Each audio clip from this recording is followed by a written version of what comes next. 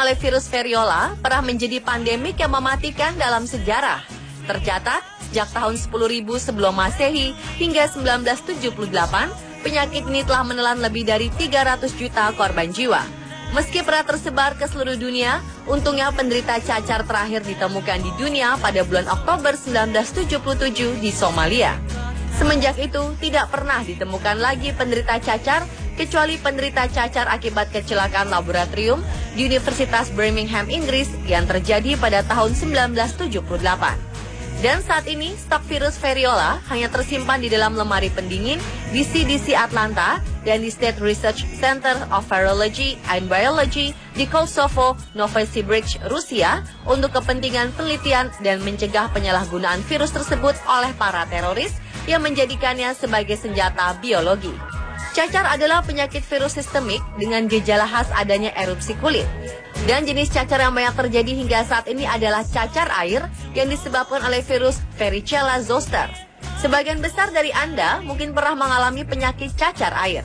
Meski memiliki gejala yang sama, yakni munculnya gejala demam dan flu, badan lemah yang diiringi bintik-bintik ruam di kulit, serta disebarkan secara aerogen atau udara dan kontak langsung dengan penderita. Namun perlu diketahui bahwa cacar yang disebabkan oleh virus variola yang pernah menjadi wabah dan menyebabkan ratusan juta orang meninggal dunia berbeda dengan cacar air yang disebabkan oleh virus Varicella zoster. Meski cacar air bukan penyakit mematikan, namun sangat cepat menular, terutama saat daya tahan tubuh melemah. Banyak sekali mitos atau fakta yang beredar mengenai penyakit yang satu ini. Seperti misalnya, ada yang mengatakan jika penderita cacar air dilarang untuk mandi. Namun sebagian lagi mengatakan jika penderita cacar air harus mandi. Lalu ada juga yang mengatakan jika cacar air hanya menimpa seseorang sekali dalam seumur hidup dan masih banyak lagi. Meskipun ada banyak cara untuk mengobati cacar air, namun masih banyak pemahaman yang salah tentang cacar air dan penanganannya. Beberapa fakta dan mitos ini tidak bisa kita hindari, namun sangat penting untuk mengetahui pemahaman sebenarnya tentang bagaimana melakukan perawatan cacar air. Berikut, On The Spot merangkum beberapa fakta dan mitos tentang cacar air yang perlu Anda ketahui.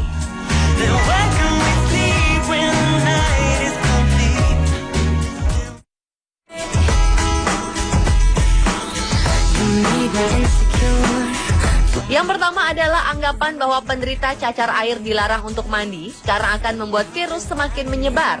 Larangan bahwa penderita cacar air tidak boleh mandi biasanya ditujukan ketika cacar mulai pecah. Padahal yang benar justru sebaliknya. Ketika cacar air mulai pecah, penderita dianjurkan untuk mandi demi menjaga tubuh tetap terjaga kebersihannya dan terhindar dari rasa gatal. Sebab gelembung berisi nanah yang pecah itu bisa menjadi tempat berkembang biak bakteri dan menimbulkan infeksi kulit.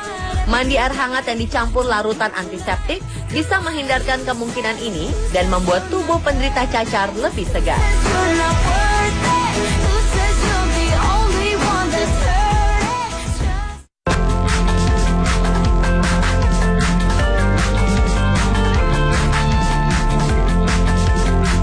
Berikutnya adalah mengenai pengaruh cacar air pada anak kecil yang katanya berbeda dengan orang dewasa. Faktanya, cacar air bisa menyerang siapa saja dengan rentang usia dan stadium berbeda-beda. Cacar air yang menyerang orang dewasa umumnya akan lebih parah, dalam arti bekas-bekas cacar air di tubuh penderita dewasa akan lebih sulit hilang dibanding pada anak kecil. Masa penyembuhannya pun umumnya lebih lama, yakni sekitar 2 minggu.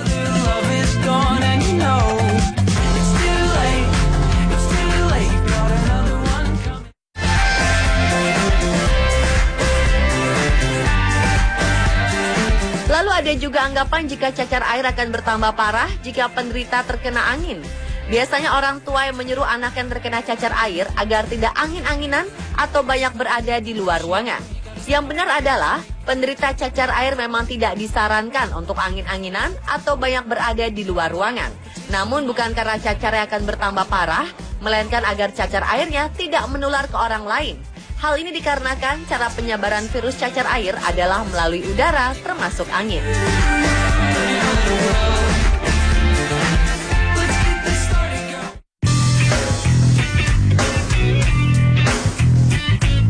Berikutnya, jika seseorang mengidap cacar air, maka bisa menularkannya melalui orang terdekatnya. Faktanya, cacar air menular tergantung dari daya tahan tubuh masing-masing individu. Selama daya tahan tubuh seseorang terjaga dengan baik, maka virus yang menyebabkan cacar air tidak akan mengganggu. Sebaliknya, jika daya tahan tubuh buruk, maka virus akan mudah menyebar dan membuat orang lain mengidap cacar air. Memisahkan penderita cacar air adalah solusi yang paling tepat untuk mencegah penyebaran karena cacar air menular lewat percikan udara dari sekresi lendir, bersin, atau kontak langsung dengan lesi atau bercak merah yang berisi cairan. Saat lesi masih berisi cairan yang jernih adalah masa di mana cacar air paling mudah menular. Penderita harus dikarantina hingga semua lesi berubah warna menjadi hitam dan mengering yang biasanya berlangsung selama seminggu sampai 10 hari. Namun sejak 1 hingga 2 hari sebelum lesi muncul, penderita juga sudah bisa menularkan cacar air. Hal inilah menyebabkan seringkali kita terlambat mencegah penyebaran cacar air.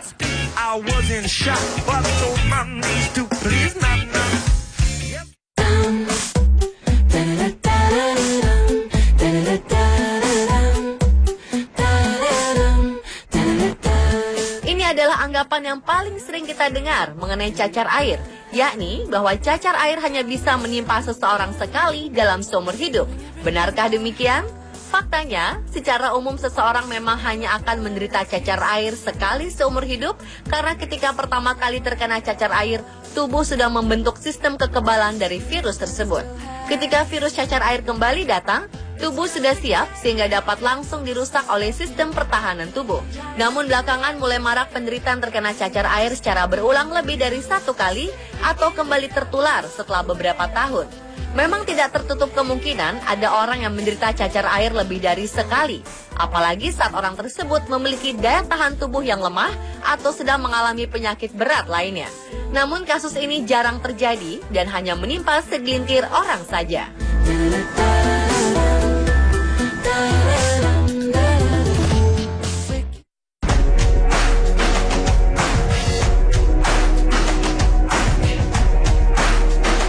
Kemudian benarkah jika semakin banyak bintik merah pada kulit, semakin baik untuk pengidap cacar air karena ini menandakan akan cepat sembuh? Faktanya, hal tersebut tidaklah benar. Karena jumlah bintik merah cacar air bergantung pada kekebalan tubuh dan seberapa cepat vaksin diberikan. Semakin kuat kekebalan tubuh dan semakin cepat diberikan vaksin cacar airlah yang menentukan jumlah banyaknya bintik pada kulit.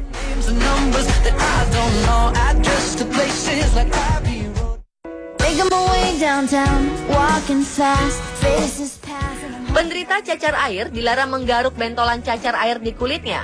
Faktanya, hal ini memang benar. Penderita cacar air memang merasakan gatal yang luar biasa.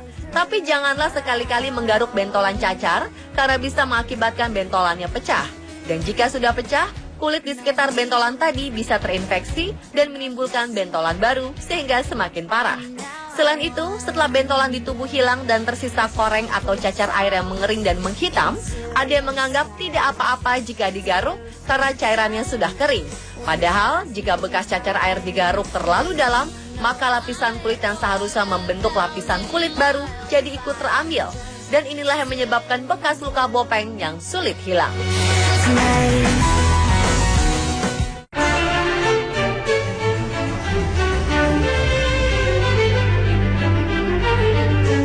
Berikutnya adalah cacar air banyak terjadi di pergantian musim. Hal ini merupakan fakta. Pada pergantian musim, yakni dari musim kemarau ke musim hujan dan sebaliknya, sangat berpotensi menyebabkan terjadinya wabah cacar air. Sebab kelembapan udara yang lebih tinggi selama pergantian musim memberi kesempatan virus berkembang biak dengan subur, termasuk virus Varicella zoster penyebab cacar air. Terutama pada anak-anak. Di masa pancaroba, mereka lebih banyak meluangkan waktu di dalam ruangan dan bermain bersama anak lain sehingga lebih mudah terjangkit cacar air. Apalagi bila mereka belum pernah menderita cacar air sebelumnya atau belum mendapat vaksin cacar air.